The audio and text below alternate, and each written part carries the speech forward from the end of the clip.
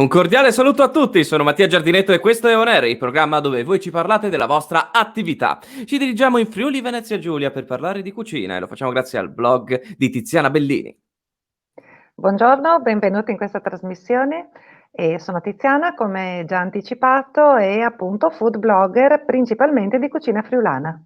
Molto bene, è un piacere averla qui, infatti il suo blog si chiama Il Fogolar di Tizzuti, insomma diciamo una pronuncia molto friulana che diciamo denota insomma la sua più grande passione per la cucina e per la tradizione appunto friulana. La prego, ci parli innanzitutto di dove è nata la sua passione per la cucina e come è riuscita ad aprire il blog? Allora, la mia passione per la cucina è nata quando ero piccola. Io vengo da una famiglia mista, nel senso che la famiglia di mia madre è friulana, quella di mio padre viene da Argenta, in provincia di Ferrara, per cui io sono cresciuta in mezzo a zie e nonne che discutevano su quale fosse il corretto contenuto dei tortellini, se nel brodo ci andavano i passatelli come giù in Emilia e se come secondo andasse bene più il culatello piuttosto che il musetto friulano. Quindi la passione per la cucina è nata proprio dalle nonne e dalle tante zie che ho avuto, insomma. Diciamo che il cosiddetto scambio di opinioni ha fatto nascere in sé questo desiderio insomma di proporre una sua idea e condividerlo diciamo con il mondo.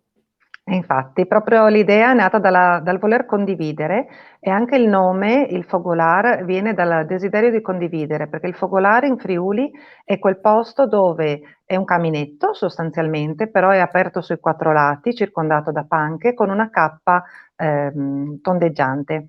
E su queste panche la sera era consuetudine chiacchierare, passare il tempo e rimanere al caldo, quindi un focolare non utilizzato solo per cucinare, ma anche per portare avanti tradizioni, racconti della famiglia. Quindi il fogolar nasce come nome proprio di condivisione delle cose di famiglia. Ci vuole dare un esempio più che altro per informare lo spettatore che ci sta guardando, che magari non ha chiaro più che altro la cucina friulana, che cosa può offrire, dato che lei è una grandissima esperta, magari se ci può dare qualche ricetta per stuzzicare il palato. Il Friuli, pur essendo in mezzo all'Europa, quindi grande crocevia di commercio e di tradizioni, è stato invaso da tanti popoli e è rimasto per anni una terra molto povera, ma le laboriose donne della Carnia hanno saputo con pochissimi ingredienti portare in tavola sempre dei piatti gustosi e ricchi di sapore, ricchi di gusto. E quindi ci sono dei piatti tipo la panade, che è un pane avanzato, cotto e mescolato con altri ingredienti superlativi che vengono proprio dal territorio, come i semi di finocchio selvatico, che portano ad avere un piatto veramente delizioso e gustoso. Si trova chiaramente nel mio blog e è un modo di dire che il pane non diventa mai duro non avere pane. E andrebbe detto in Bellissimo. friulano, sì, E andrebbe come detto in si dice? friulano: "El pan non è mai dur, alle dur no ve pan". Mh. E in effetti con il pane avanzato nascono dei piatti come la panade, oppure gli gnocchi di sauris o gnocchi di panade, che hanno altri ingredienti che possono essere sempre considerati dei piccoli avanzi di cucina, che portano però a un risultato pazzesco di un gusto veramente che esplode al palato.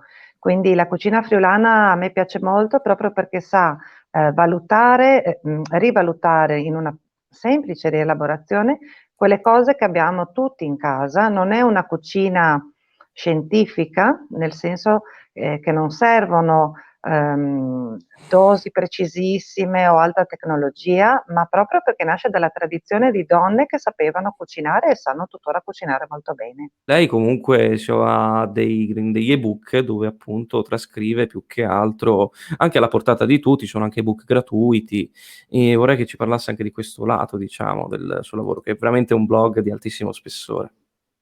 Sì, grazie. Dunque ho voluto creare degli ebook gratuiti perché, in questo momento in cui la cucina è tanto valutata e tanto condivisa su tutti i media, sulle televisioni, sulle radio, sulle televisioni a pagamento, mi piacerebbe far passare come messaggio che la cucina è il posto della condivisione e quindi gli ebook iniziali che ho fatto per questa mia poca esperienza di scrittura di ebook, li ho voluti rendere gratuiti per mettere a disposizione anche magari delle ragazze ventenni che non hanno una storia alle spalle di cucina, la possibilità di fare dei piatti antichi legati alle nostre tradizioni.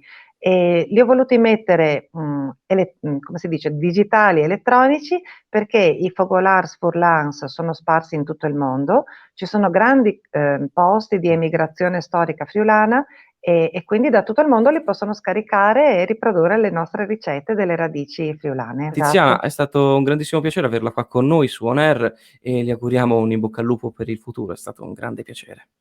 Viva il lupo, buon lunedì e buona settimana. Anche a lei Tiziana, a presto. A presto. On Air torna tra poco con altre storie e interviste. Restate con noi.